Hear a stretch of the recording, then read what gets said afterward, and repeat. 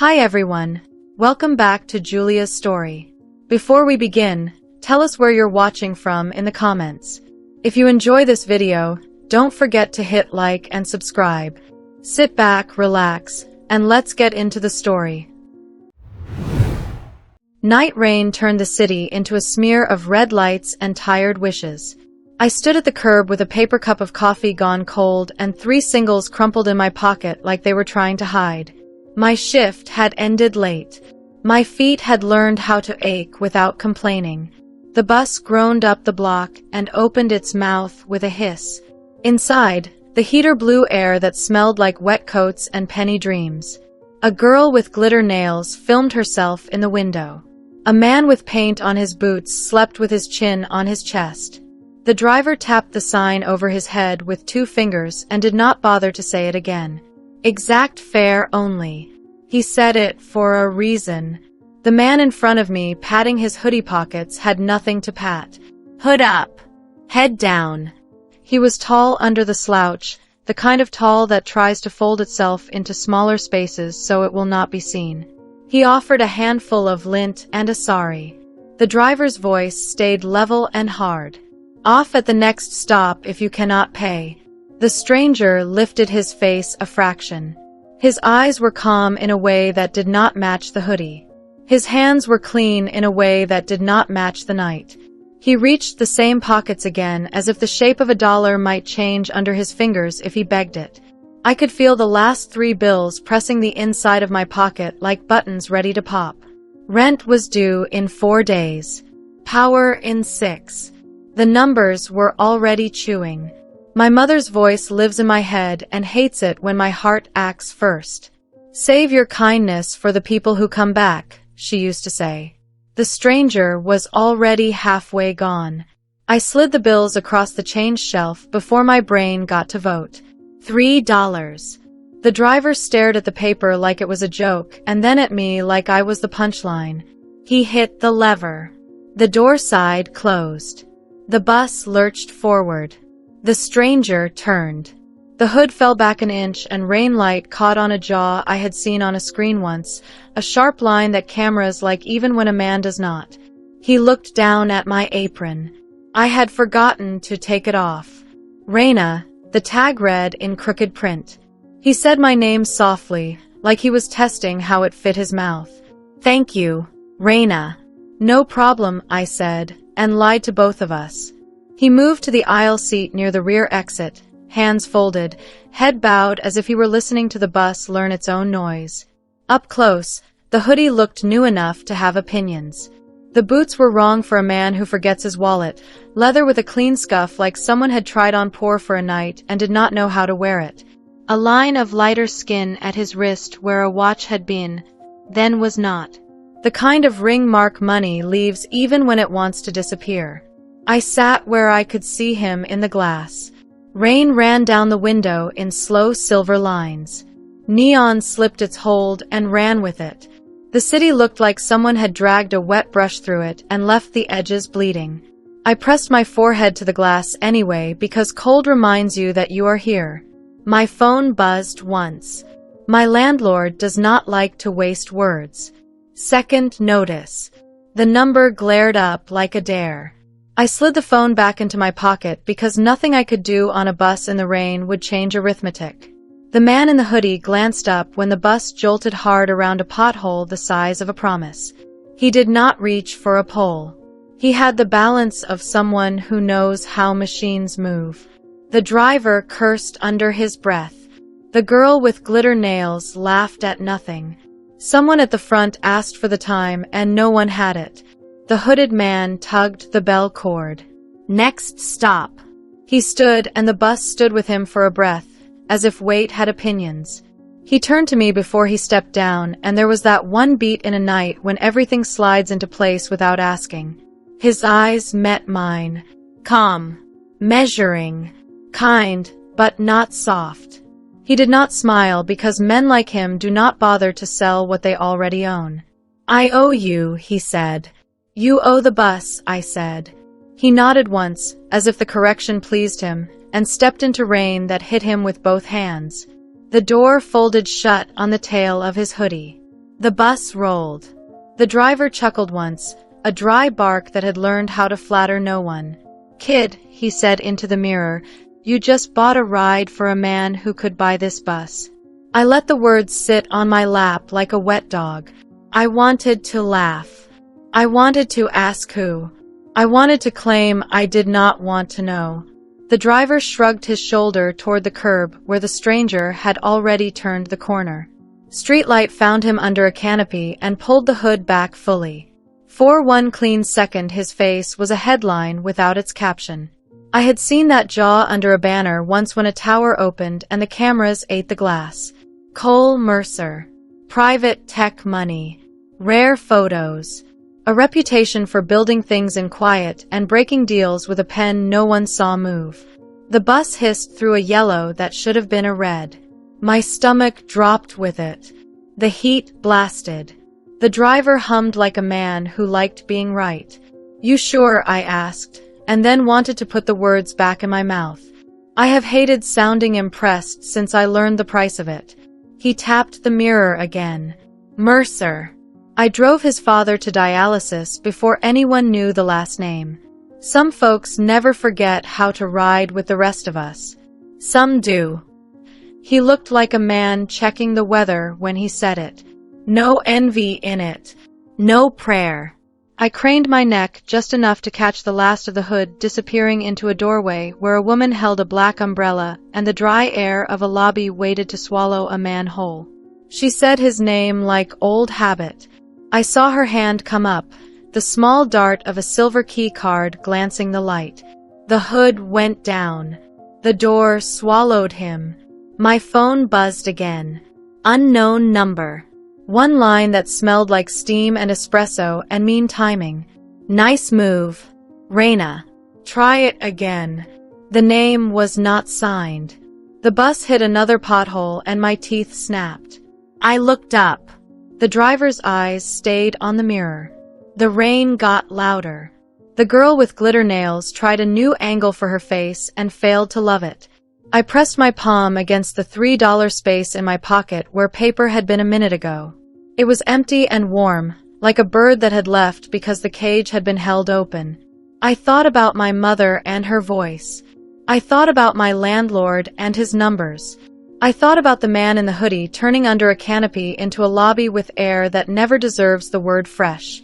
I thought about the way he had said my name without trying to make it into something he could sell. The bus slowed for my stop. The doors opened with a sound that always makes me think of a mouth about to argue. I stood. I stepped down into a puddle that went over the top of my shoe and did not deserve the curse it earned. The bus hissed and pulled away. Across the street, a black car idled with lights off and patience on. A window slid down an inch. A sliver of a jaw line, familiar now, and the shape of a smile that was not born for strangers. 2 fingers lifted once, not a wave, a marker. Then the glass rose and the night swallowed what I thought I had seen. My phone buzzed a 3rd time. Not the landlord. Not the unknown. A new number, cleaner than the rest, the kind that buys dinners for rooms and says very little. Thank you for the ride, Raina. This city owes you more than it gives. So do I. Be at the corner coffee shop at 7. No press. Cash. Rules in writing. The message did not wait for a reply. The rain pressed its cold face to the back of my neck. The black car blinked once and flowed away like a thought that had decided to get expensive. I stood there with one wet shoe and a warm pocket and a night that had just gotten the nerve to try something I could not afford. I reached for my keys. The hallway light in my building flickered, then held. On my door, tucked under the crooked mail slot, a plain white envelope had been slid halfway through to make sure I saw it. My name in careful letters. My breath did the stupid trick where it forgets how to come back in the right order. Inside the envelope was a single blue card, the kind that opens doors that never look chipped from the outside. No logo. No note. Just a number stamped in tiny silver at the corner like a secret taught to behave. The smell of wet wool and clean paper rose from it. My street went quiet in the way that tells you a pocket of the night has decided to listen. I looked down at the card. I looked up at the dark of my stairwell. Somewhere 2 blocks over, a siren found a throat and changed its mind. The rain slowed. My heart did not. I slid the card into my back pocket where the $3 had lived. It fit like something cut for the space. And as I lifted my key toward the lock, a shadow detached from the doorway across the hall and stepped forward into just enough light to show a sharp coat and a face I had not expected to see again so soon. He did not speak. He held out a folded note between 2 fingers like a man offering a lifeline or a leash. I took it because I have always wanted to know which is which. The note the shadow offered was folded twice along a steady hand. Cheap paper. Clean ink. 2 lines. 7 sharp. Corner table by the window. Do not bring company. No name at the bottom. The handwriting did not try to be pretty. It tried to be obeyed. The blue card in my back pocket felt heavier. I slid my key into the lock, pushed the door open an inch, listened for a room breathing wrong, and then went into sleep like a woman who had been volunteered for a story. At 6:40, the corner coffee shop steamed its windows. I wiped my own table with a napkin because habits are cheaper than hope. The old radio behind the counter muttered through a song that remembered better paychecks. I poured water for myself and counted the coins in my tip jar stash in my head to keep from counting my doubts out loud. He arrived at 6:59 in a gray coat that did not shout. No hoodie tonight. No slouch. Same quiet in the eyes. He paused at the door to let his sight adjust to a light that does not flatter. He spotted me, did not smile, and somehow still made the air let go of its shoulders. Cole Mercer crossed the room like he belonged to its map. He set his phone face down and stood until I lifted my chin toward the chair. Decent men do not sit without asking. Decent men sometimes play at being decent when they want something. I waited to find out which version he was. Thank you for the ride, he said. You did not have to pay. I intend to give you choice about how I repay it. Rules first, I said. Good, he said, as if he had been waiting to hear that word from my mouth. No press, I said. No entourage at my elbow. No cars idling on my block like a threat. Any work ends when I say stop. Any work begins with cash on the table and the number written twice. I do not give you my privacy in exchange for favors, and I do not owe you a smile.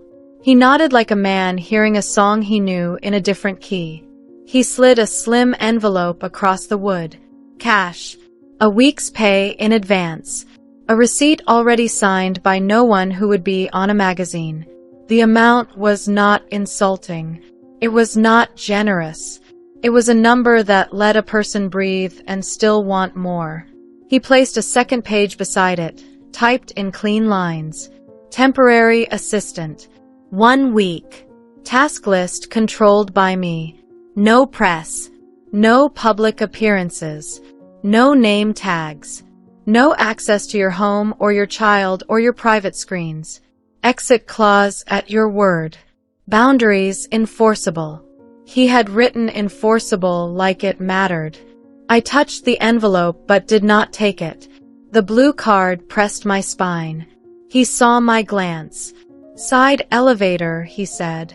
It gets you past cameras that only know faces they are told to remember. The card is yours.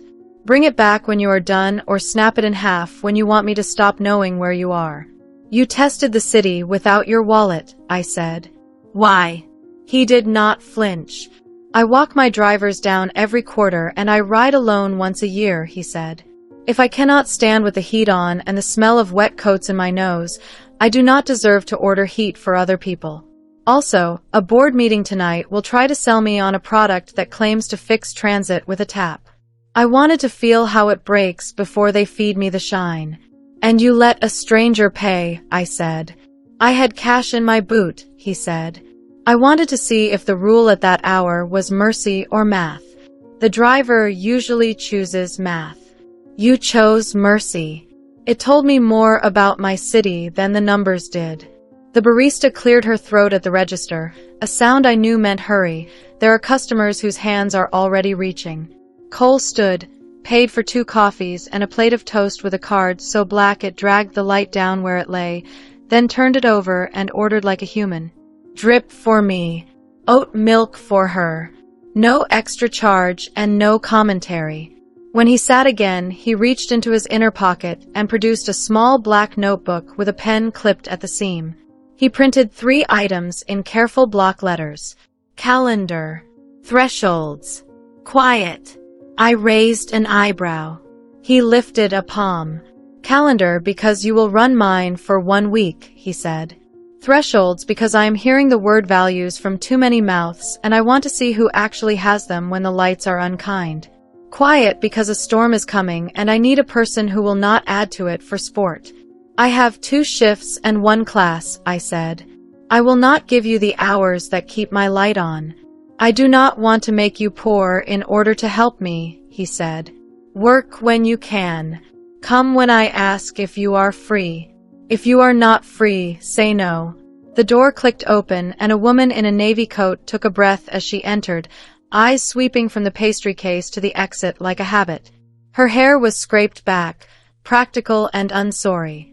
She clocked me, clocked him, and did not change her face. She set a small pouch on the table and kept her hands visible. Margot Chen, he said. She speaks to fire for a living. She will tell me when I am about to get burned. Crisis whisperer, I said.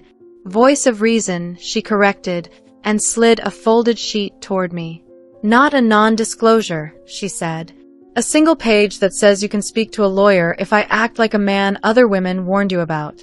My number is at the bottom. If he oversteps, I set the line straight. We keep our work clean or we do not do work. I read it. Plain talk. No tricks. The number at the bottom had weight I could feel through ink. I signed with the pen she offered, because defending myself while I did this was not cowardice. It was spine. The bell over the door rang again, and a man in an expensive parka leaned in to look at the room. His eyes slid over Cole, stuck for a second on me, then kept going. He took a call and turned away. Margot watched him in the glass, then let him go like a fish that did not know it was bait. I tapped the blue card on the table. You leave keys in strange places, I said. I have learned to invite fate, he said. It is a worse host than I am. The black coffees arrived, steam writing short sentences above the rim. Cole wrapped his hands around his cup like he remembered what heat is for. He did not use the word grateful. Men who own towers are not allowed to look like they need anything. One more rule, I said. My kindness is not a down payment on romance. You want work, pay me. You want love, earn it later and away from a room like this. Do not try to mix it and ask me to call it fair. His jaw eased. The muscle that had been working went quiet. Noted, he said, and the word sounded like it had found a rib to lean on. My phone buzzed against my hip with the cheap staccato of a number I did not know.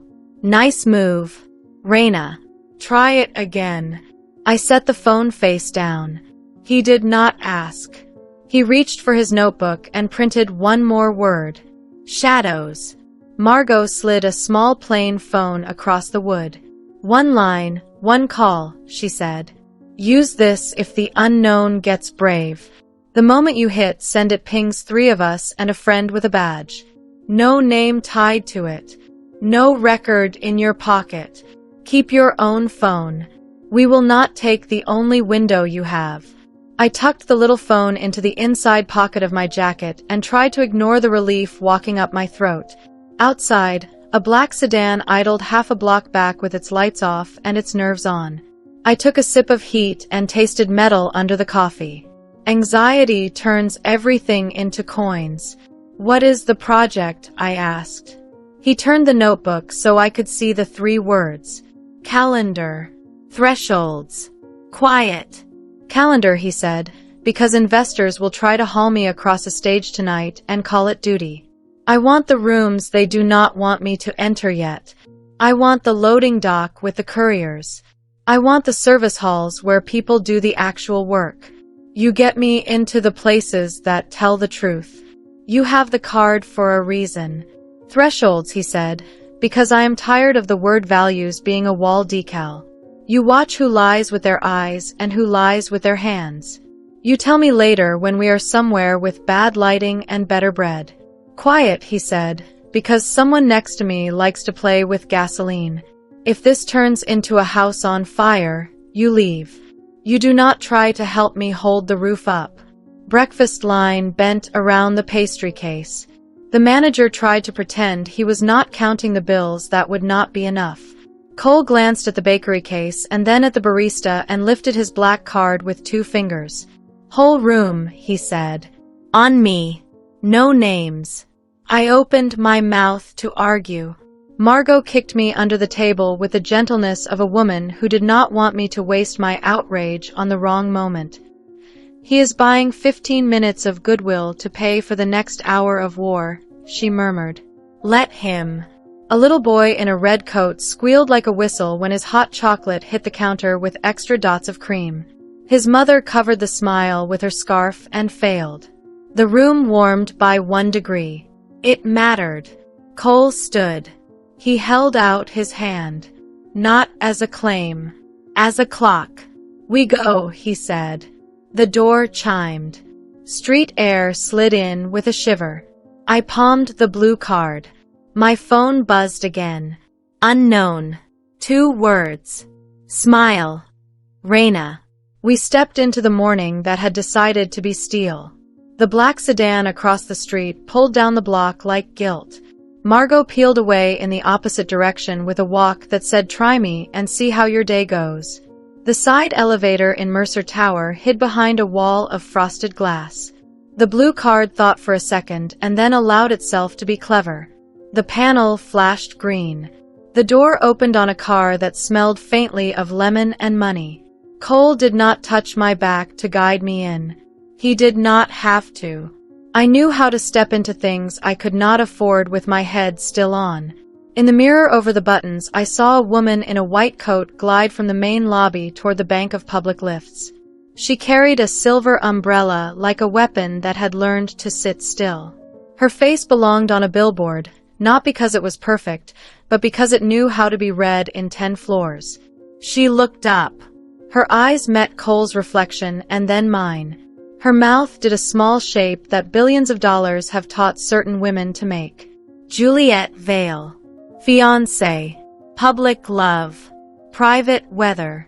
Her gaze slid down to the blue card in my hand and then up to my throat where my pulse had chosen to be obvious. The doors started to close. She lifted 2 fingers without waving. She was not saying hello. She was measuring. The elevator took us and shut her out. Cole exhaled once through his nose. Margot's voice arrived in my memory like a courtesy. Thresholds.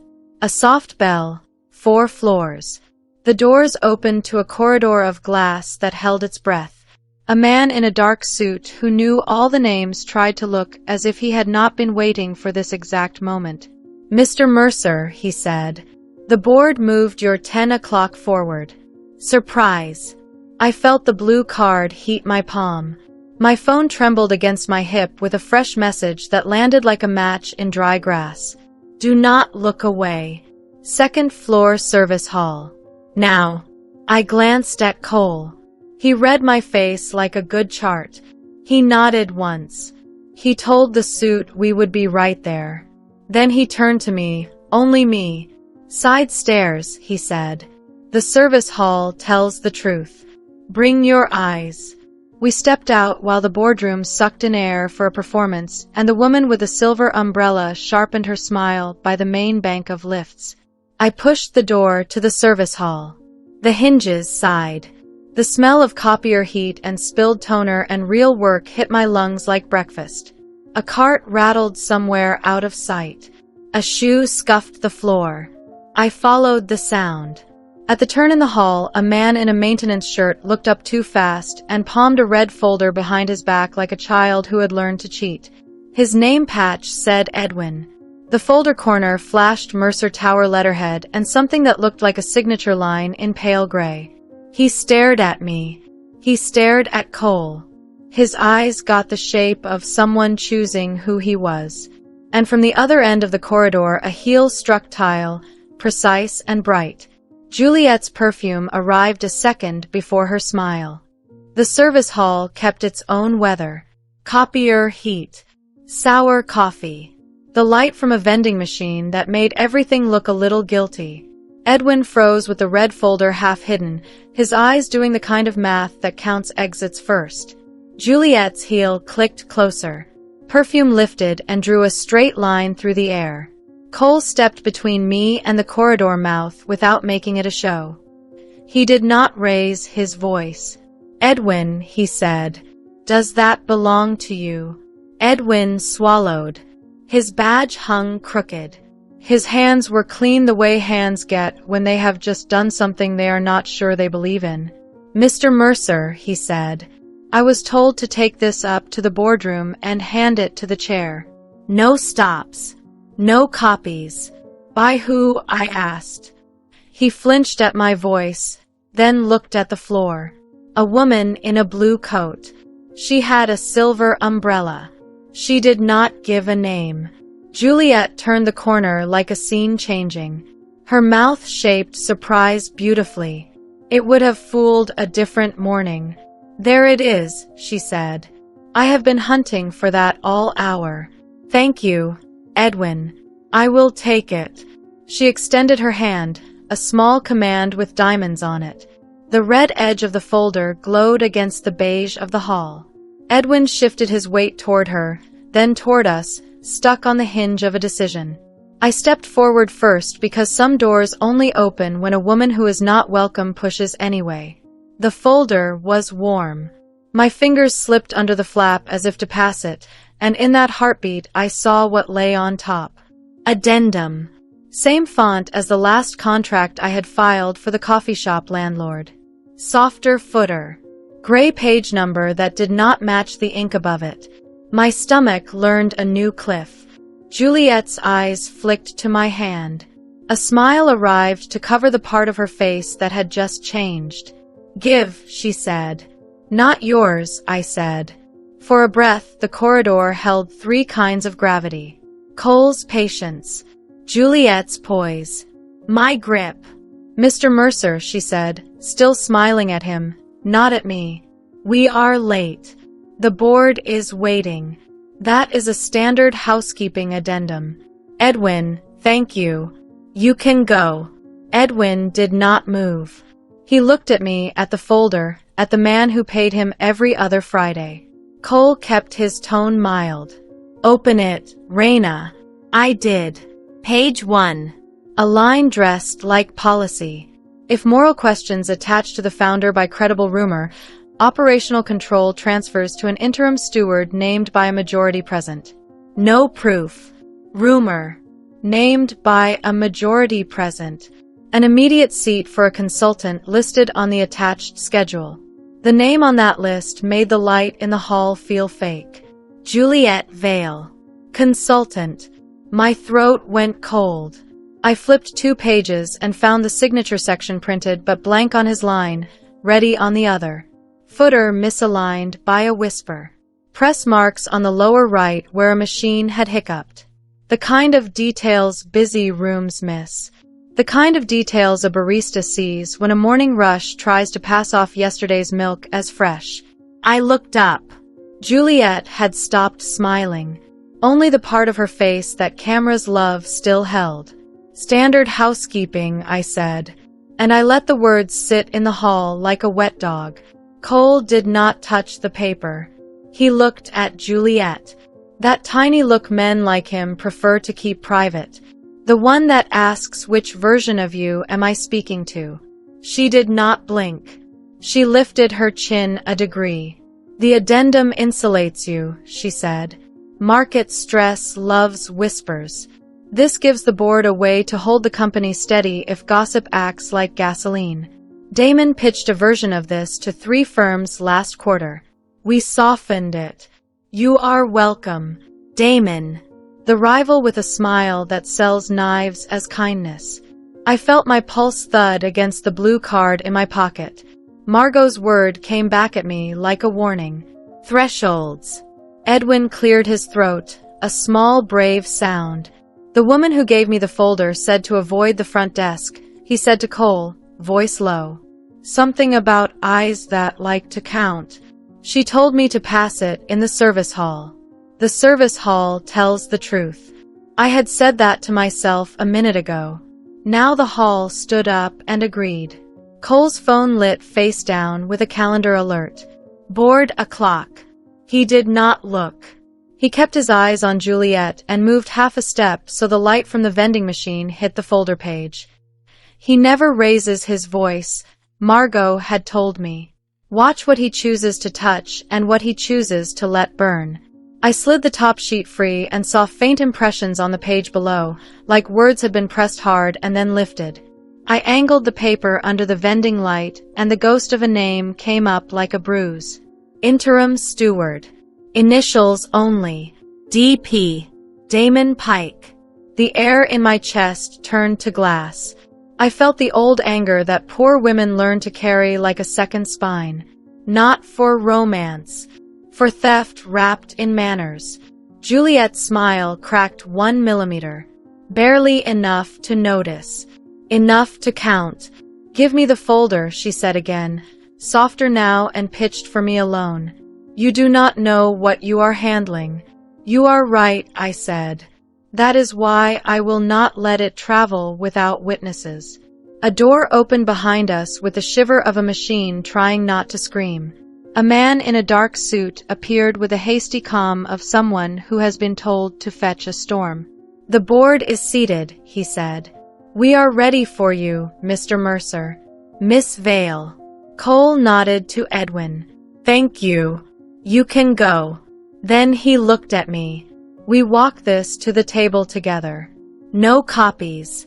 No detours. Juliet stepped back and let the corridor widen around her. She matched our pace to the elevator with perfect poise and a perfume that tried to turn the hallway into a sentence with her name in it. Inside the private lift, the walls reflected us back at ourselves. Cole, jaw set, unflinching. Juliet, gleam steady, eyes like a blade under velvet. Me, a barista in a borrowed morning, holding a red folder like it knew my hands and was not sure it wanted to. The doors opened on glass and river, and the performance space people call a boardroom to avoid admitting it is a stage. Directors arranged themselves in confidence lines. A chairwoman with a winter smile. 2 men who had learned to click pens in rhythm with their doubts. A general counsel who could teach Marble how to be less obvious. Juliet crossed to the far side like Grace the room had been waiting for. She took a seat that was not a seat so much as a flag. Cole did not sit. He set the red folder in the center of the table and laid the misaligned page on top, gray footer forward like a dare. Before anyone could speak, my phone pulsed against my hip. Unknown number. 2 words. Smile. Raina. I did not. I let the text burn a hole in my pocket. I kept my fingers on the red edge.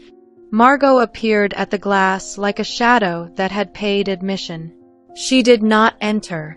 She raised an eyebrow the way a woman does when her patience and her loyalty are both hungry. Then she pointed with her chin to the hallway door where a courier hovered, eyes big and face smaller than his job. Edwin's friend. He held a second red folder that looked like a twin. He did not step in. Cole saw the gesture. He glanced once to Juliet and back to me. The move said choose. The board chair cleared her throat with the certainty of a person whose calendar is a weapon. Mr. Mercer, she said, we have an amended item to place at the top of the agenda. A housekeeping update. Shall we begin? Cole said nothing. He slid the misaligned page toward the chair and tapped the gray footer. His silence made the room feel like a fuse. Juliet smiled toward the windows. The river pretended not to listen. I took 1 step back because you can see a lie better if you are not tempted to touch it. The courier at the door shifted his weight like a guilty metronome. My cheap backup phone in my jacket pocket vibrated once, that specific hum Margot's little device makes when it is tired of being polite. "Second floor lobby," said the text. Damon just signed in. The board chair reached for the page. The counsel leaned in, already forming the defense in his mouth. Cole's patience stayed pinned to the table like a map that a storm wanted to fold. Juliet's eyes brushed mine. In them I saw a rooftop I had not reached yet, a kiss she thought the city would never see, a wallet of favors she planned to spend forever. "Do not look away," Margot had said.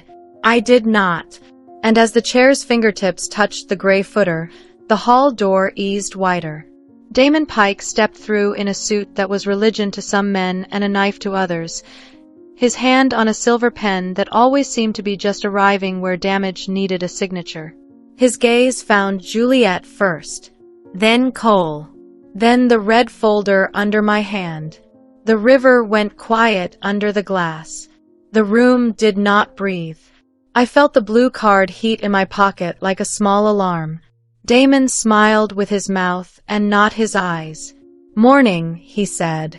The board chair looked up, already angry at that much weather in a room that had called itself calm. I closed my hand on the folder edge before anyone could decide what my name meant in this story. Damon's good suit soaked up the room like a blotter. The silver pen in his fingers rested easy, the way weapons do when they think they own the hour. The board chair lifted her chin half an inch. Juliet's smile put fresh gloss on a bruise. The counsel tried to seize the floor with soft words that made hard weather. "Housekeeping," he said. "Minor language. We can ratify and refine later." Cole did not sit. He kept one palm on the red folder and the other on the table as if he were steadying a ship that wanted drama.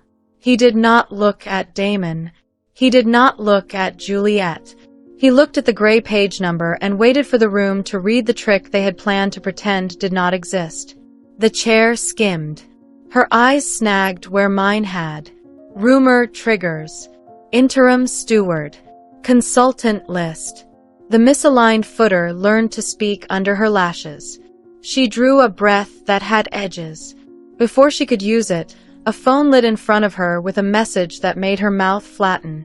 She swallowed it, slid the page back, and said the sentence everyone in Glass learns to love. "We will address this after lunch." Juliet exhaled a smile. Damon smoothed his tie with the grace of a man who hates waiting. Cole did not argue. He let their delay land.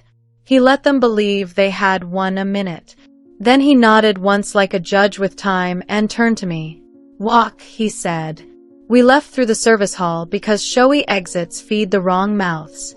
Edwin pressed himself to the wall, eyes round with the guilt of a good man who had almost helped ruin a better one.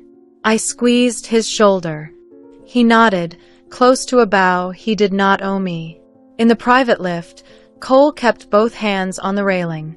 Margot waited in the lobby like a storm in a blue coat. She fell into step and did not ask, which is how I knew she had already learned too much. "You will be late to the donor dinner," she said to him. "Then they will eat without me," he said. "We will go where their lies are brief." The front doors let us out into noon light that had stopped apologizing. On the curb a camera caught only our shoes. Across the street the first whisper fell like grease. A woman in gold scrolled past a headline and grinned. "Bus girl gets a black card." Another man said my name like gum he did not want. The city learns fast when a cheap lie gets a sponsor. Cole's car pulled up. He opened the back door for me and took the front, which told me he had stopped pretending about optics. Margot lit a call on speaker barely audible. Her voice kept me from drowning. "We have a driver on Juliet. We have a tail on Damon. We do not have a subpoena. Yet." At the light my phone hummed. Unknown number. 2 lines. Smile. Raina. Where something you can be photographed forgiving. I turned the screen face down and sat on my hands so I would not crack it with my palm. Margot watched my jaw tense and slid a mint across the console.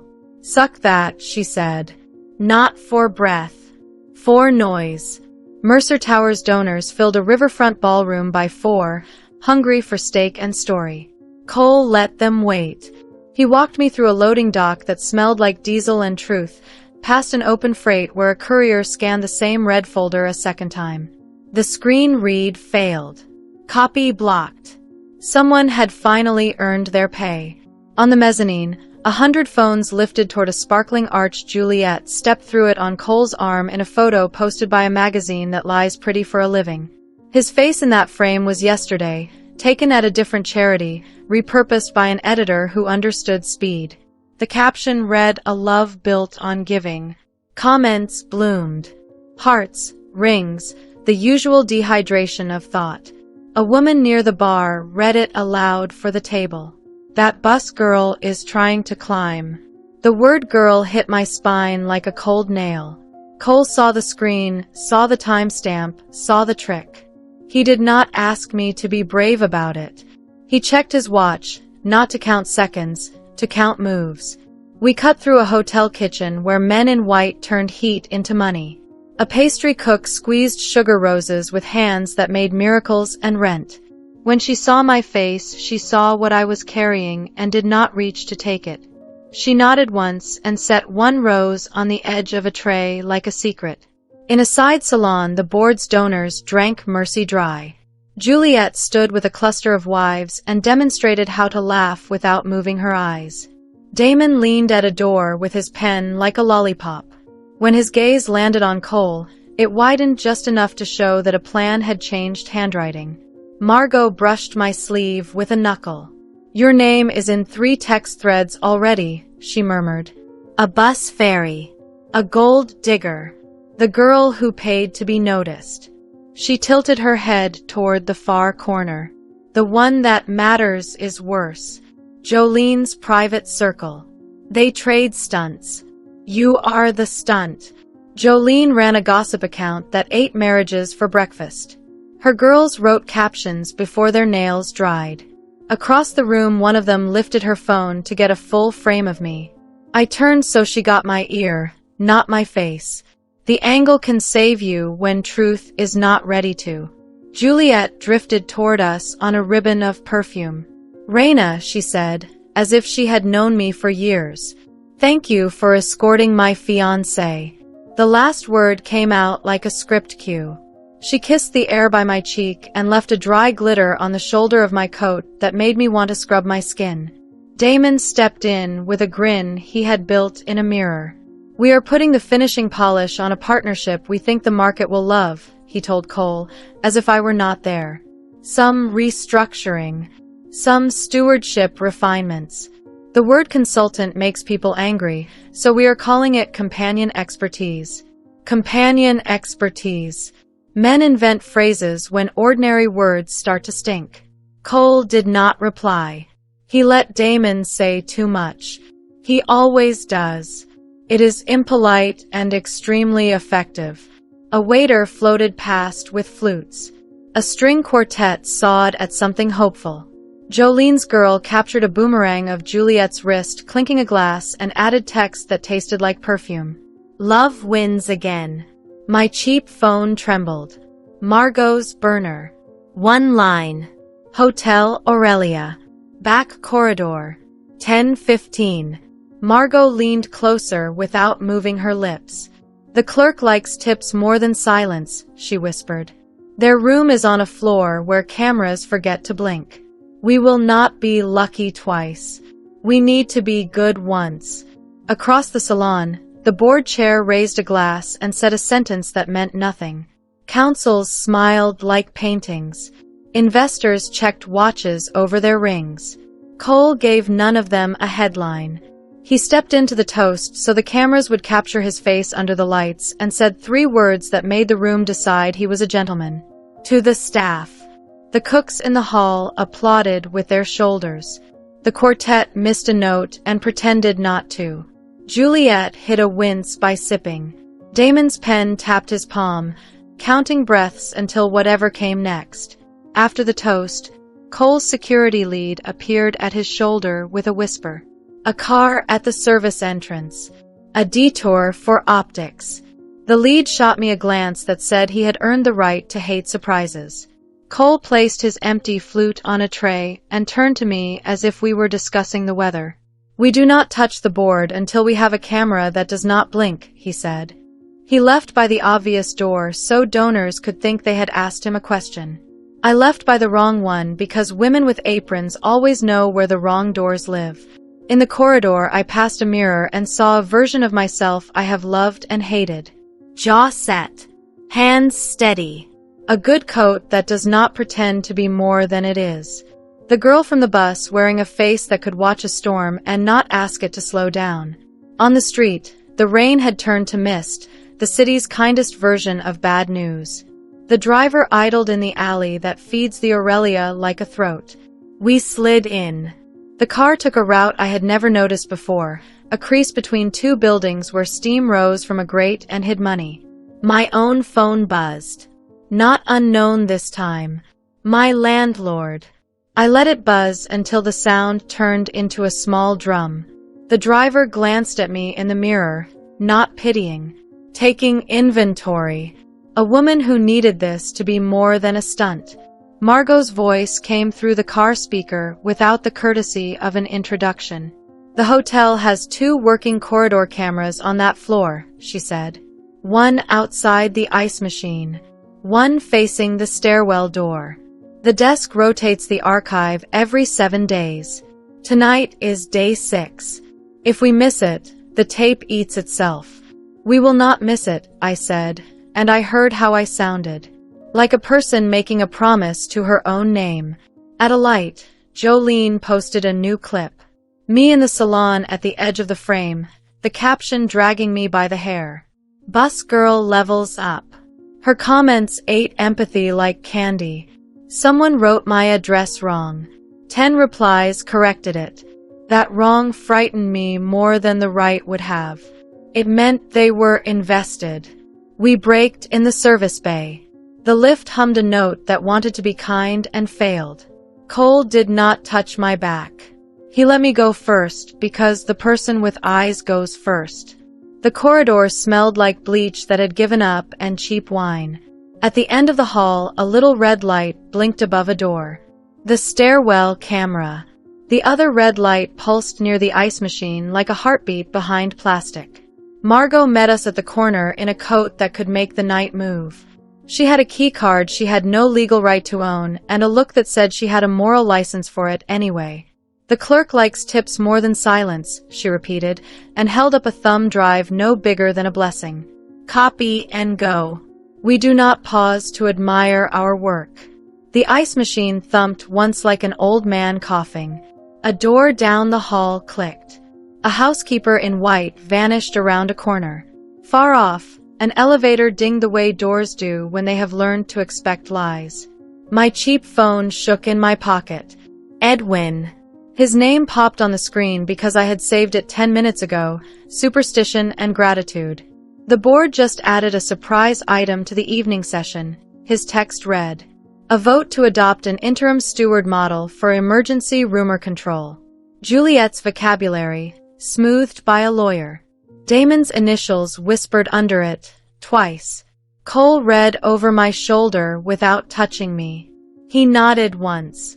The promise went quiet in his face. Payback stopped being theory and built a spine. Down the hall, someone laughed the way people laugh when they are happy for the wrong reason. I slid the thumb drive into the port under the blinking light. The little square did not fight me. The screen above it showed a slow scroll of hours, a polite river moving in place. Copying, said the tiny bar. 30%. 40. Time went thin. My pulse put its hand on my neck. Cole watched the elevator arrows without blinking. Margot counted softly under her breath like prayer without saints. From the far end of the corridor, a door latch rattled. Metal tapped metal. A heel scraped tile. Copy complete, the screen said. I pulled the drive. Margot slid it into her pocket and handed me a second, empty, because risk is not a trick, It is a practice. The latch rattled again. Then the door swung. Juliet stepped out of a suite with a smile she did not have time to format. Damon followed, smoothing his sleeves, that silver pen now tucked into his inner pocket like a confession. They halted when they saw us. A second too late to pretend they were anyone else. Juliet's eyes ran over me, over the ice machine, over the camera, over the thumb drive in Margot's hand like a woman tasting a word she would never forgive. My phone vibrated one more time with a text that burned. Jolene again. New post. Better angle. She had tagged my name where my lungs live. I put my back to the wall that held the camera up. My hands did not shake. Margot's pocket hid the proof. Cole's voice finally broke the quiet like a knife sliding home. Good evening, he said.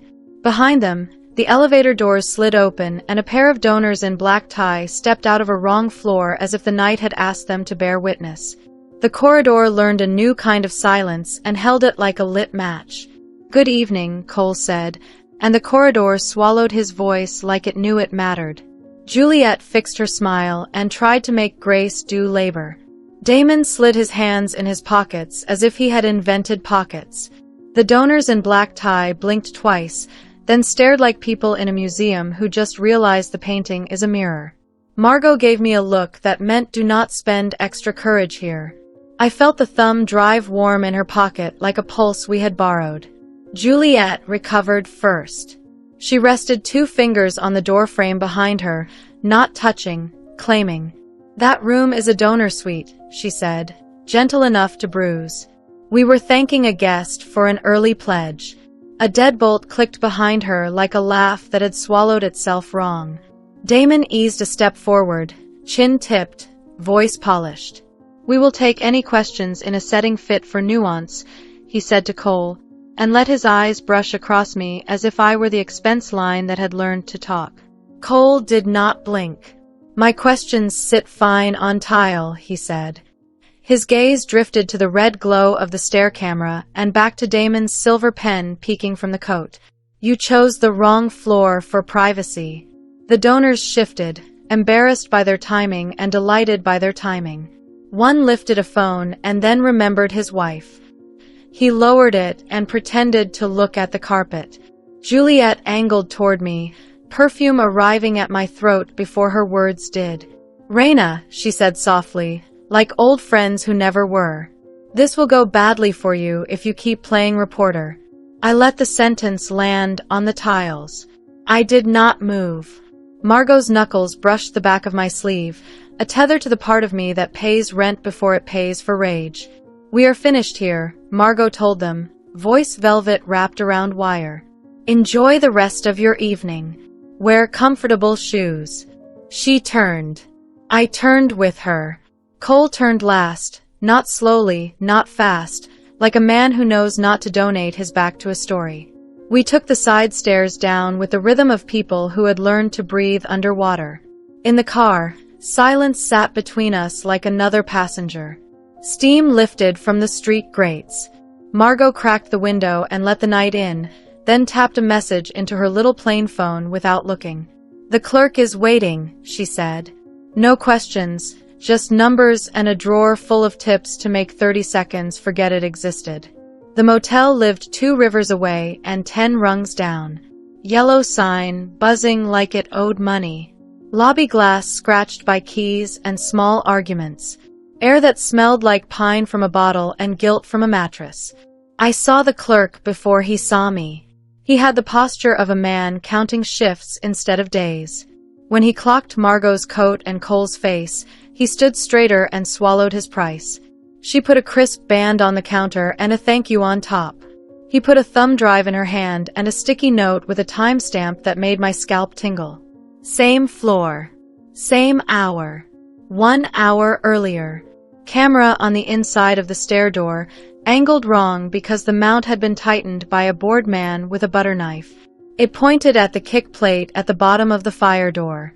The plate was a mirror. The mirror caught a piece of the world it had not been paid to. Margot checked the file on a staff laptop that had learned too much and kept its mouth shut. The clip was gray and ugly and honest. A hand with a diamond slid into frame to press the bar, then got distracted by a kiss that thought it had found a corner the universe did not rent out. Damon's watch face flashed in the kick plate. You could count the minute it betrayed him. Cole looked once, steady, long enough to lay his own rumor to bed. He did not speak. He did not throw anything.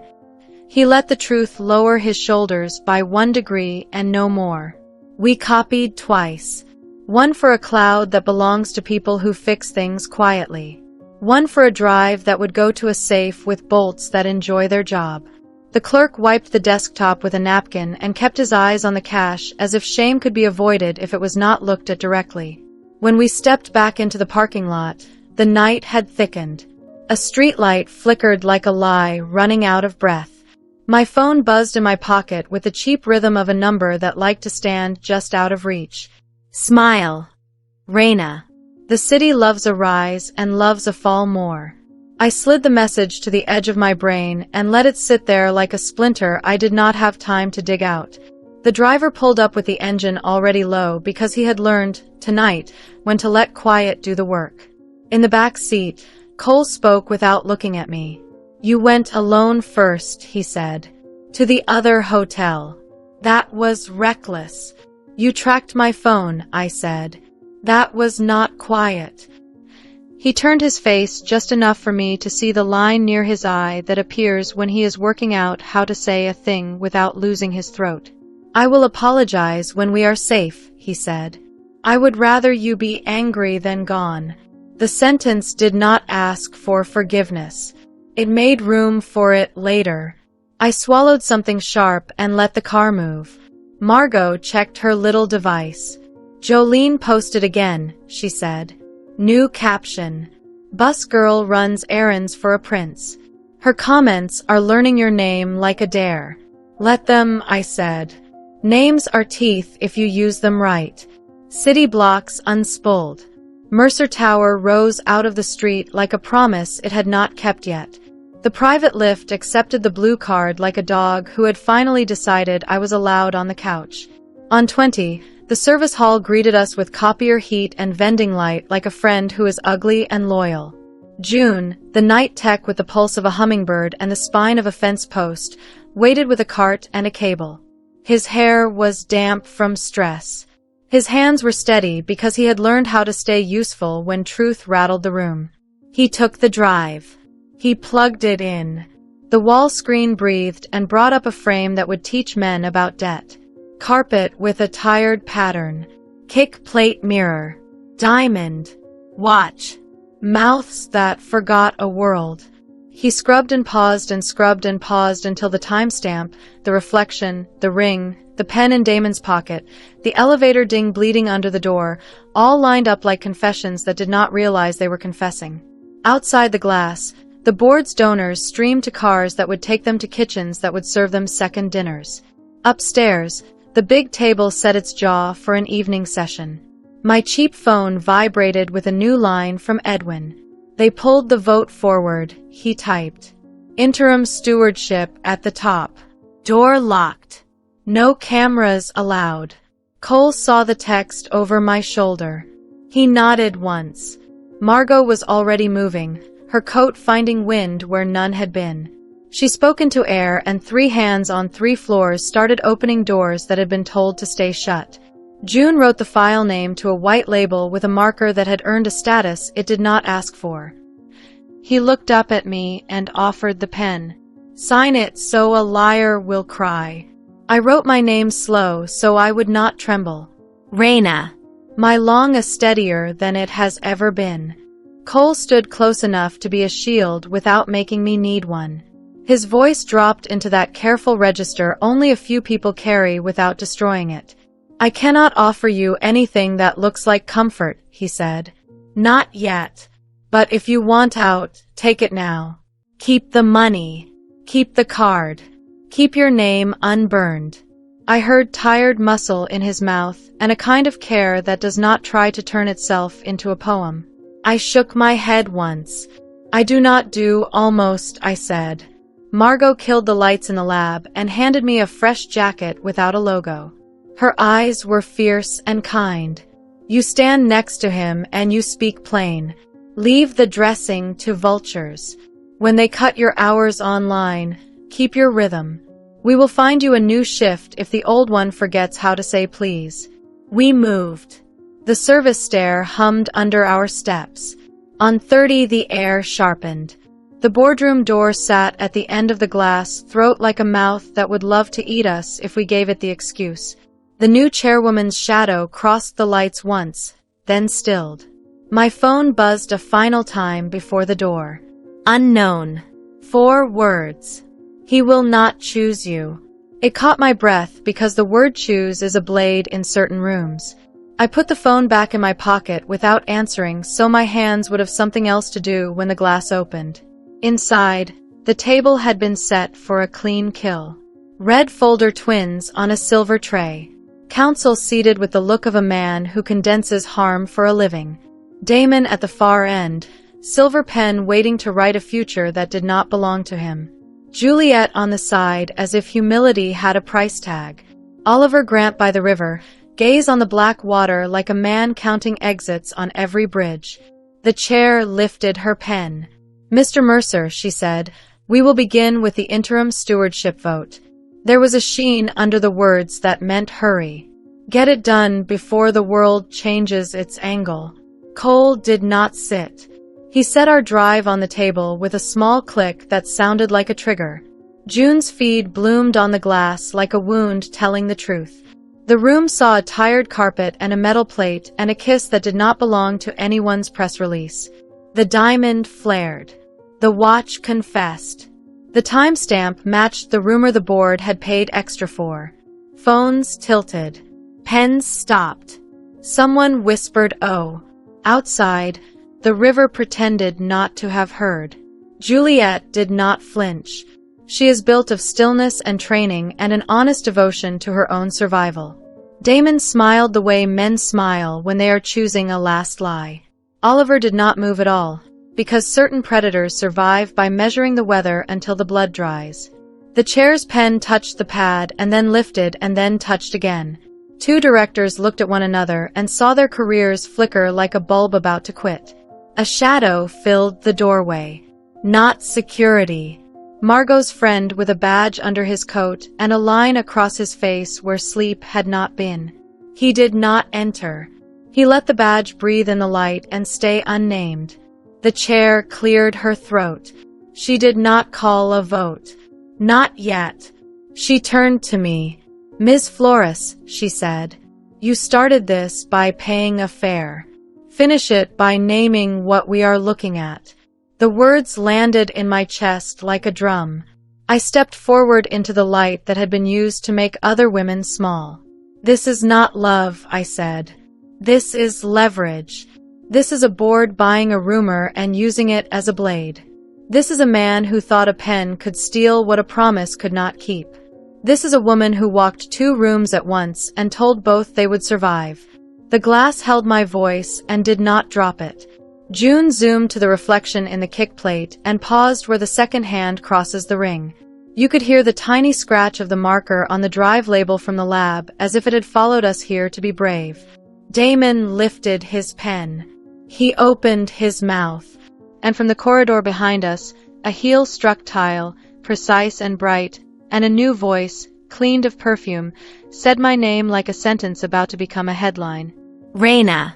Raina, the voice said, and the doorway filled with a woman built for cameras. Jolene in a trench the color of wet coin, heels like exclamation marks, a phone raised halfway to harvest. She should not have been past the lobby. Someone had held a door for spectacle. You wanted silence, Margot breathed, almost a prayer. They brought a circus. The chair's pen hovered, angry at the intrusion, but Jolene never needs permission. She slid to the glass, faced the river so her reflection made a second stage, and lifted her phone until its black eye stared down the table. Keep filming, I told her without looking. If they were going to make a show of me, I would choose the theater. June scrubbed forward 2 frames. Motel carpet, metal kick plate, a diamond flaring like a small supernova, Damon's watch face admitting the time. He scrubbed back one frame, froze on the clean tilt of a mouth that should have remembered the cost of mirrors, and pushed the feed to the wall until the details made denial indecent. The general counsel shifted in his chair. The word deepfake climbed into his throat and died there when the timestamp matched the corridor log Margot slid across the wood. The elevator ding under the door, the pattern of the carpet seam, the cheap frame on the exit map with one screw missing. Too many little truths to argue with at once. Juliet did not blink. She folded her hands and placed them on the table like a psalm. The diamond on her finger was less bright under honest light. Damon smiled that mirror-taught smile and tapped his pen twice, the sound of a coin deciding to vanish. The interim stewardship language is prudent governance, he said. My proposal is modern, humane, market-aligned. He turned toward me, let his gaze rest on my coat, my hands, my name. Bus heroine makes for noble headlines, he said gently. Headlines are storms. Structures survive storms. This addendum is a structure. I let him finish. Then I put my fingers on the back of the chair in front of me and found my voice where I had left it, low and sharp enough to cut velvet. A structure is only honest if it is built where people can see it. You hid a knife in rumor and tried to call it stewardship. And while you were naming it, you wore someone else's mouth. Silence walked the table. You could hear the marker inside June's pen drying on the cap. The chair turned the page over and studied the gray footer as if it had sworn at her. The misalignment was no longer shy. Oliver Grant stayed at the window, a statue the river had decided to borrow. His reflection watched all of us, lazy and lethal. Jolene's phone hummed in the doorway.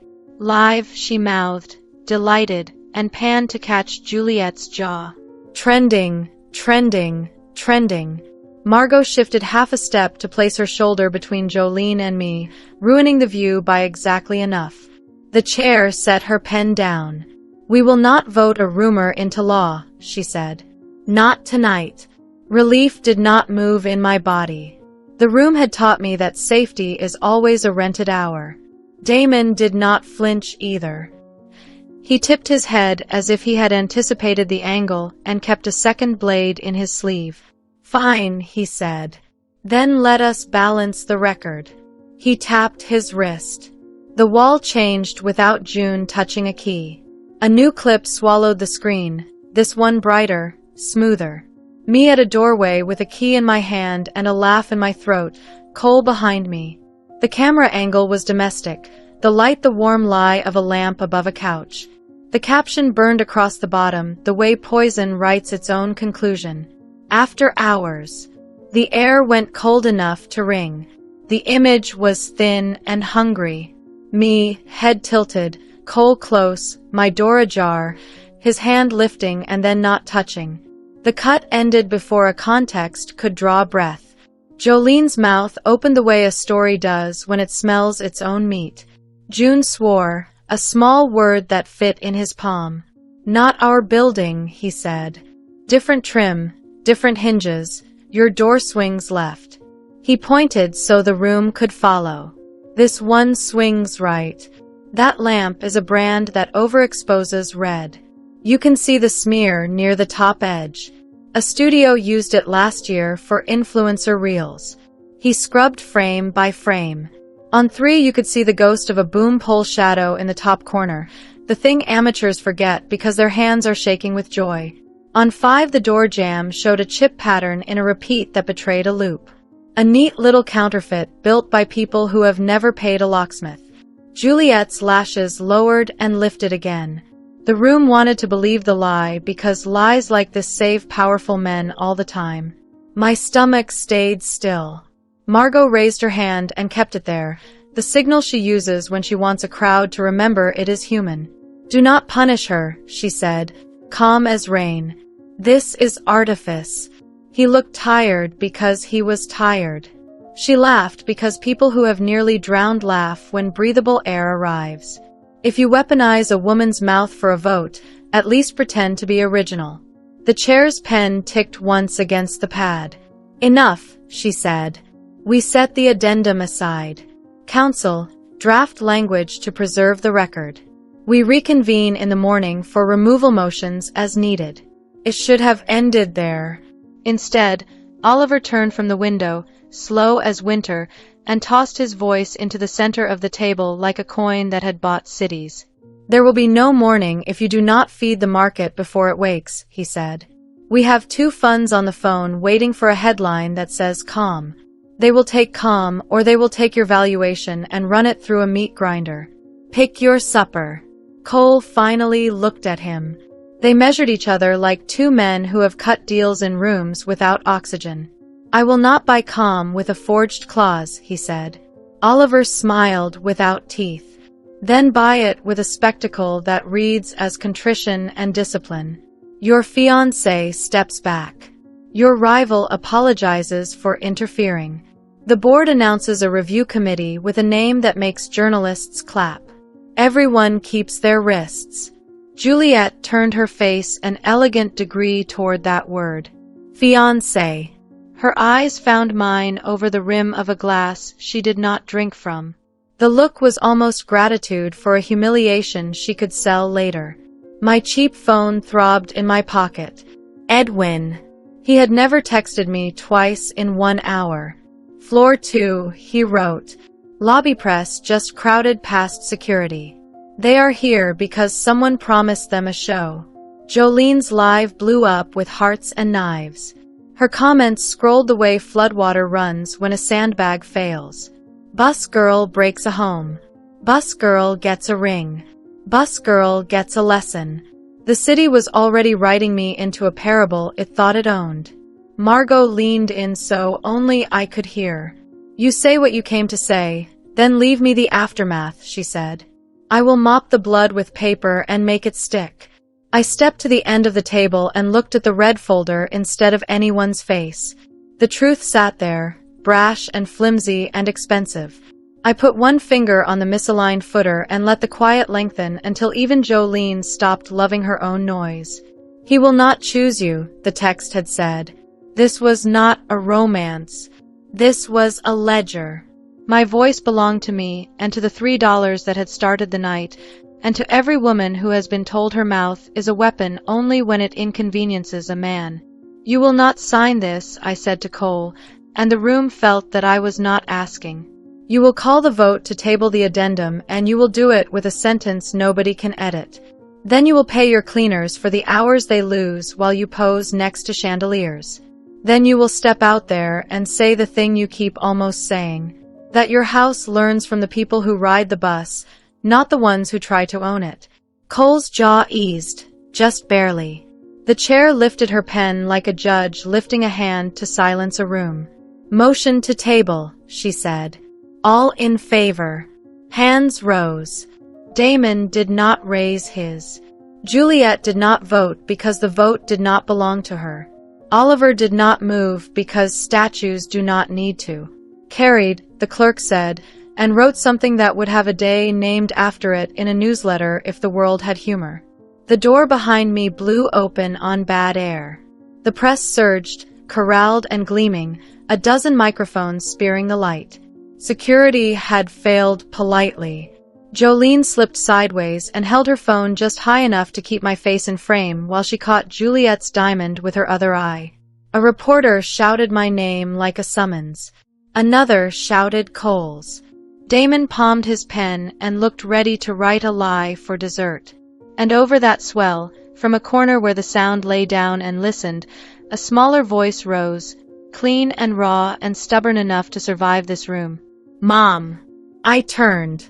At the threshold, soaked to the ankles, stood my little brother with a bad haircut, my mother behind him with her jaw clenched in a way I had not seen since we lost the house. The boardroom had let in a story it did not know how to price. Margot's eyes found mine. June's hand hovered over the feed. The chair's pen froze. Oliver finally blinked. My brother lifted something above his head with both hands like a trophy he did not want. A clear plastic bag with a phone inside, cracked and humming. "They dropped this on our step," he said. "A message for you." The press leaned forward. Jolene's live caught the bag catching the light. Cole's voice tightened. Damon's smile forgot its training. Juliet's fingers tapped the table twice, a rhythm almost human. I took one step toward the door, the blue card heating my pocket, the red folder breathing under my finger, the room gathering its teeth. Then the phone inside the bag lit its screen on its own and began to play. The phone inside the bag lit like a flare. The clip rolled without asking. A hallway in cheap light. My door. My brother's voice in the background, muffled by the plastic. A man off camera said my name slow like a warning. "Leave the tower. Reina. Smile for the right people. Count who you love before you forget the number." The room leaned forward. Jolene's live ate the sound. Damon's pen stopped tapping. Juliet's fingers made a tiny drum on the table. My mother reached for my brother's shoulder and missed by an inch because pride kept her hand back. Margot moved first. She plucked the bag from my brother's hands and lifted it high so the press could see the seal was unbroken. "Chain of custody," she said. "No one touches this until a badge does. June, mirror the audio.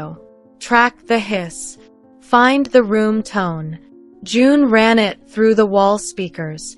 He stripped the buzz until a low hum surfaced. Old elevator. Loose bulb. A radiator with a wheeze. He looked at me, then at Cole. "Not your building," he said.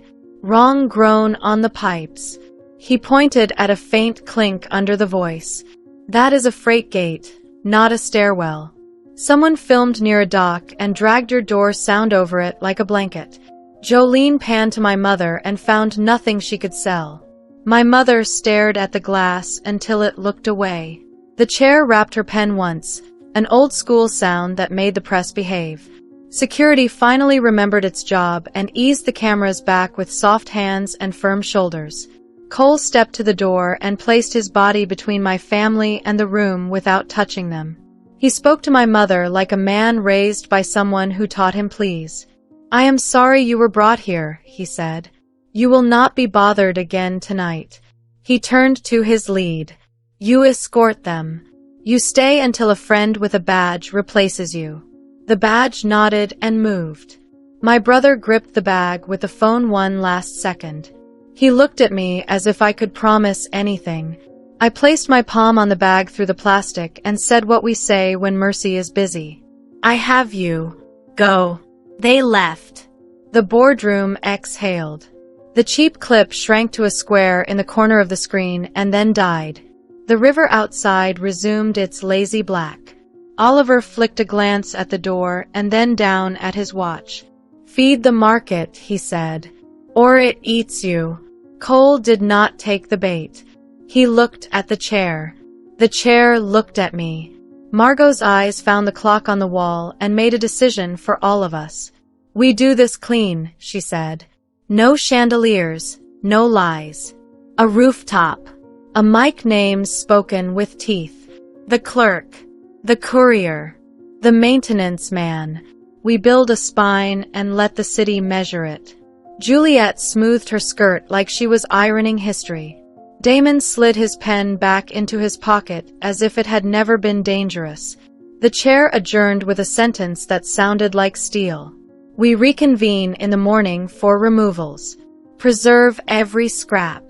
The hall outside the boardroom had the smell of carpet that just learned a secret. We cut through the dock and into air that tasted like rain finding its nerve again. The elevator to the roof hummed a tired note. My phone buzzed twice while we rose. "Edwin. On my way. June. 2 copies safe. 1 off-site." On the roof, the wind worked hard and did not apologize. The city sprawled in wet neon, half hungry, half asleep. Caterers huddled near heaters. A stage had been assembled for tomorrow. A mic on a stand waited like a dare. A string of bulbs shook and steadied. Far below, traffic shivered its own song. Cole walked to the edge and stared at the black seam of the river. He looked like a man who had never loved drama and was about to hire it anyway. Margot checked sightlines with a small flashlight and the gaze of a wolfhound. June opened a laptop and cabled into the roof screen like he was sewing a wound shut. Juliet arrived with a coat the color of victory. Damon drifted behind her, hands in pockets, shoes that had never walked a cheap stair. Oliver stayed near the door as if the building owed him a breeze. "Do not grandstand," Juliet said to Cole. She had trimmed the kindness out of her voice. "Thank donors. Apologize for confusion. Announce a committee with a name that sounds like virtue." Cole did not look at her. He looked at me. "My rules," he said low, not a question. "You said them, I heard them. We do it clean. We pay first. We bleed on paper, not lives. Then pay," I said. "Tonight. Back wages. Overtime. Make the cleaners whole for the hours you stole with your shine. Backdate the raises you promised in a newsletter and forgot." He nodded. Margot typed. Numbers moved in lines I could not see and still believed in because the night shifted by a fraction like a scale finding zero. "And say their names," I added. On a mic. The clerk. The courier. Edwin. June. The girl at the pastry bench with sugar roses and rent due. "You will not hide behind a brand." Margot's mouth twitched like a smile had almost won the fight and decided to come back later. Footsteps scraped the roof gravel. Edwin pushed through the door with a jacket he did not usually wear and a face trying not to shake. The courier came behind him, helmet under his arm, expression carved from the patience of men who learn the city by weight, not maps. The motel clerk appeared next, small in a coat too big, being brave for money and the small pleasure of being right. June fed the motel clip to the big screen and let the evidence breathe without drama. Carpet. Kick plate. Diamond. Watch face. Time. You could feel the crowd the press had gathered at the rails, held back by velvet rope and the polite force of men with earpieces. Phones lifted like a field of little moons. Jolene's live lit up again and learned to pan without asking. Cole stepped to the mic and placed both hands on the stand. He did not try for deep voice or theater. He spoke like a kitchen. Warm. Steady. Useful. "We made something that worked," he said. "Then we let money remember its old habits. We tried to steal what care had built. We forgot who actually keeps a tower standing. That ends now." He named numbers. Back pay. Penalties. A fund seated large enough to mean it. He signed the first disbursement on a tablet that pushed money at midnight into accounts that did not expect to see joy on a blue screen. He named the fund after a bus pass. He said why. It landed. He lifted his head and named the clerk. The clerk stepped up, took the mic with two hands, and said only this. "I saw the ring. I saw the room. I work the desk. I am tired of men who think the cameras owe them a favor." The courier spoke next. His voice had gravel and grace. He told the time. He told the back entrance. He told how a rich man tipped like he was buying silence and how the city did not take that tip. The roof hummed like a hive. Edwin stepped up and swallowed twice. He said who handed him the folder. He said who told him to take the service hall. He said he was sorry he did not look sooner. He did not look at Juliet when he said it. He looked at me, which is a different kind of courage. Damon leaned toward Juliet and said a word I could not hear. Her jaw clenched the way glass learns to hold just before it cracks. June threw the final frame of the clip to the sky. The watch face blazed. The ring burned. The kick plate confessed. Even Oliver found a corner of his mouth and let it admit the smallest truth. Then the rooftop learned a new weather. The heaters flickered. The bulbs blew in a slow ripple. The screen went dead to black and showed the night our faces instead. Margot cursed once like a prayer that does not ask permission. Jolene's live caught static and then nothing. The mics hummed, cut, returned, cut. The river below licked the piers and waited for a better story. Generator, June said. He sprinted toward the access hatch, cable in his hand like a vein. Cole looked at me. His eyes were calm in a way that made me want to throw things and also sleep for a week. This is fine, he said. We will do it in the dark if we must. A new light rose at the back rail. Phone flashlights. Many. People lifted them like candles in a room that had decided to remember church. The clerks and couriers and baristas and maintenance men who had come because a rumor said the roof belonged to them tonight. They lit Cole's face and Edwin's jacket and the courier's helmet and my hands. They lit Juliet's diamond in a way that stopped looking like wealth and started looking like bad taste. A door slammed on the lower landing. A figure in a white coat cut across the deck, ignoring rope and advice. Not Juliet.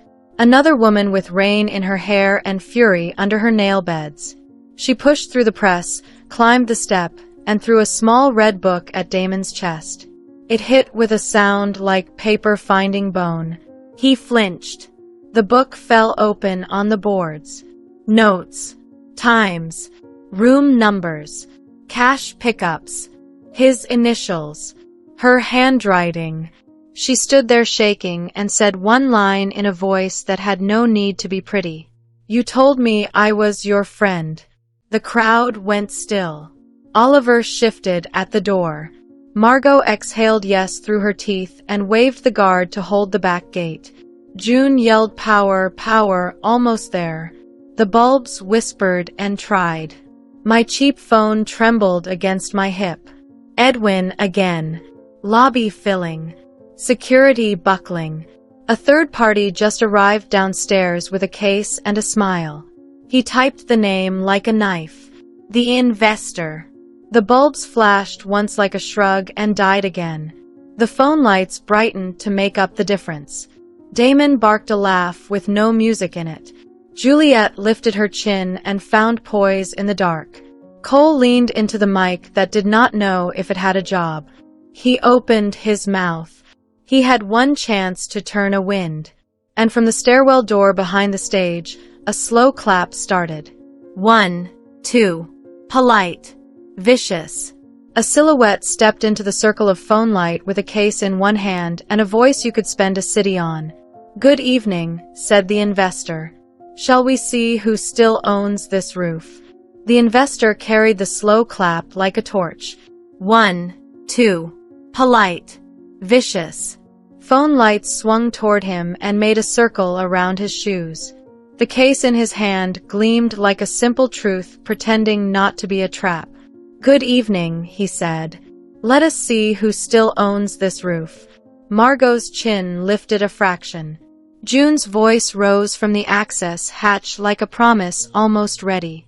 The crowd held their phones higher, the light tilting with breath. Cole did not move. He waited until the last clap died against concrete.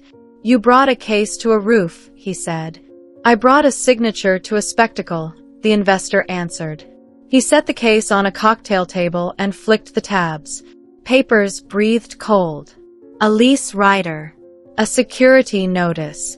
A letter from a firm that has never learned to blush. He held one page up to the phone light and read as if he were singing. Any gathering that damages market confidence may be closed by ownership on safety grounds. Margot took a step that looked like nothing and ended up between him and the mic. Safety is not your word tonight, she said.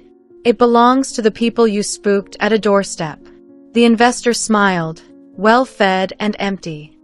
He glanced past her to where Juliet stood, all steel and light. He glanced past Cole to where Damon watched the crowd with eyes that counted exits. Power does not argue, he said. It announces. Then announce this, I said. I walked to the mic before sense could ask me to wait. Phone light found my face and turned honesty into a dare. I spoke like a kitchen. Warm. Steady. Useful. When a woman pays a fare with $3 she cannot spare, that is not a story for glitter. It is a baseline.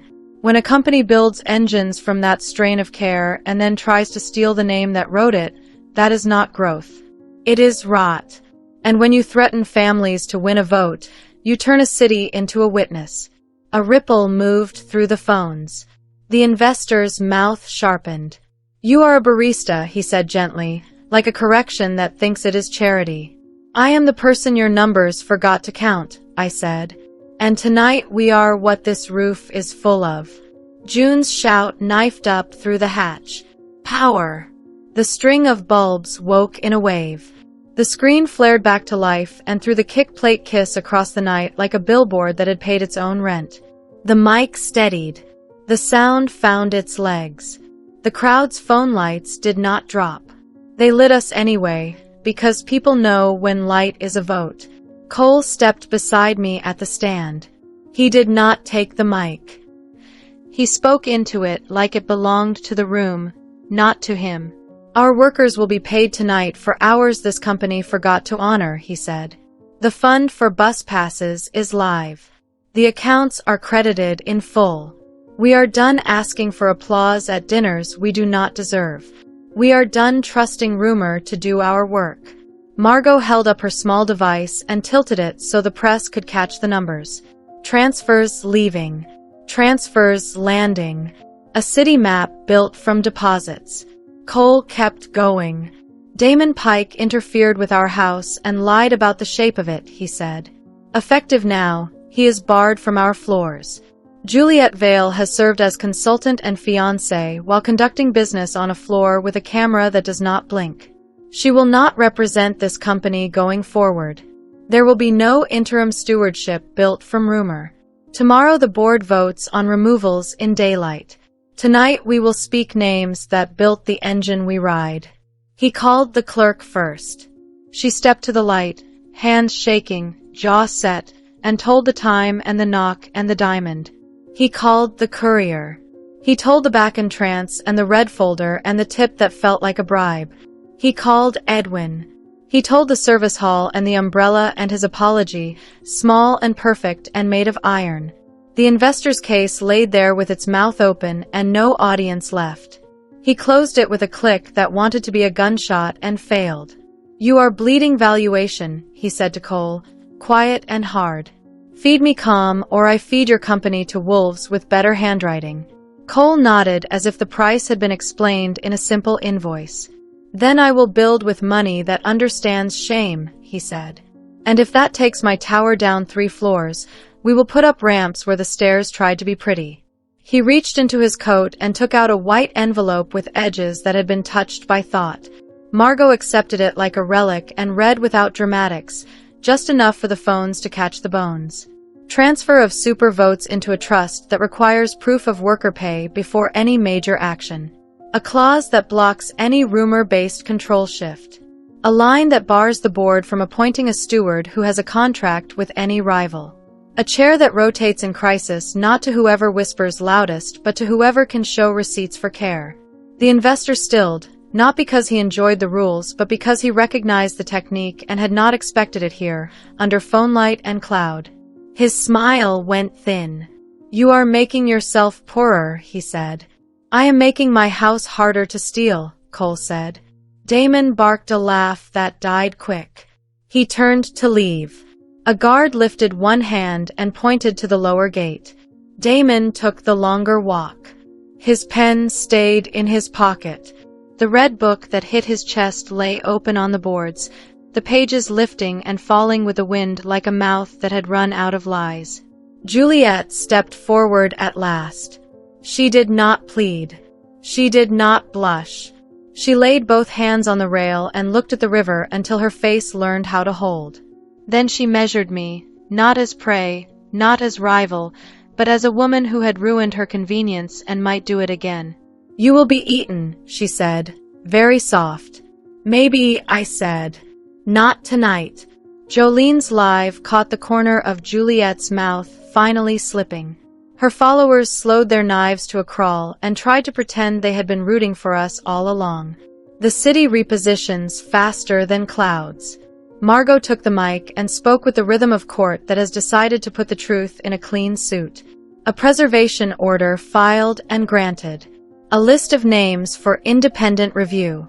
A number to report pressure and a promise to answer it. She did not raise her voice. She kept moving and pulled us to shore. The crowd by the rails began to clap. Not the investor's clap, not the sarcastic clap, the kind that holds a person steady while the floor finishes moving. Cole turned from the stand. His eyes found me in the light. He did not reach. He did not ask. He waited. I stepped down from the stage because stages are for hours you can afford. My phone buzzed with 3 messages at once.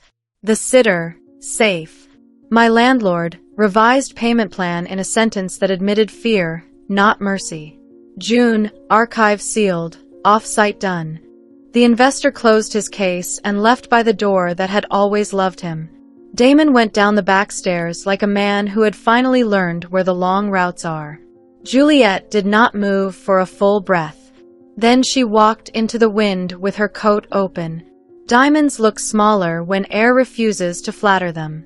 Margot touched my sleeve. "Go," she said, before the room remembers other things it wants.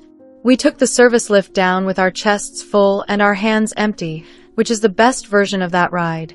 In the loading dock, Cole signed 3 pages with a pen that belonged to no one but ink, and laid them on a cart for the clerk to wheel to a car that would carry them into a night that had decided to be honest. Outside, the alley smelled like steam and Old Victory. We cut to the street where the bus breathes. The corner stop blinked its tired light. A driver swore at a schedule. People shifted on cold feet. No chandeliers. No velvet rope. The kind of room I trust. Cole reached into his pocket and pulled out cash, not a magic card, not a black trick. He stepped to the curb with me and stood where the bus would have to consider our names. "You wanted to walk me home that first night," he said. "I gave you a job instead. You paid a room before you paid yourself tonight," I said. "Keep doing that." We stepped on. The heater coughed and chose us. The driver glared without malice. "Exact fare only," he said, bored and holy. Cole dropped bills into the mouth, and it ate them with gusto. He moved back and let me take the seat by the window, the one where city light writes nervous poetry. He sat facing me, not too close. He kept his hands open where the night could see them. I watched the reflection of my face slide over glass and wanted to remember it like this. Not a headline. Not a villain or a saint. Just a woman with a camera bag at her feet and a good coat on her shoulders and enough breath in her lungs to try again. Halfway down the block, a kid in a red jacket chased the bus with one arm raised. The driver huffed, braked harder than pride would advise, and opened the door with a hiss that scolded and forgave at the same time. The kid stumbled on, cheeks bright, coins ready. He dropped them. They rolled like tiny planets. The driver sighed. The bus leaned into who it was. I reached into my pocket, felt the empty space where $3 had been, and smiled at the memory that had built all this trouble and all this grace. Cole saw the smile, but did not ask for its story. He looked at the boy, and then at the window, and then at me. The bus shuddered. The city moved. We passed the diner with the fogged windows and the paper placemats. We passed the street where my landlord learns to text like a person. We passed the apartment where a blue card lay face down on a table next to a shoebox full of stubborn paper. The night waited for me to choose. At my stop, the door sighed open. I stood. Cole stood. The driver did not look up. People rarely do when kindness is quiet. "You can walk me 3 houses," I said. He nodded. We stepped down into air that finally smelled like rain without ash. The block held its breath and then released it. At the 3rd house, I stopped. The stoop remembered my weight and stayed where it was. Cole put his hands in his pockets like a man who knows what not to take. "Soup tomorrow," I said. "Diner on 7th. Paper place mats." He nodded once, tired and true. The bus roared away and took its heater with it. The quiet left behind was not empty. It felt like a room we could afford. I fit my key into the lock. The door lured me and opened. The stairwell light flickered, then settled. Home waited with the soft stubbornness of a radiator that will sing when it warms. Behind me, footsteps did not chase. On the street, the wind found nothing left to prove. I stepped inside and shut the door.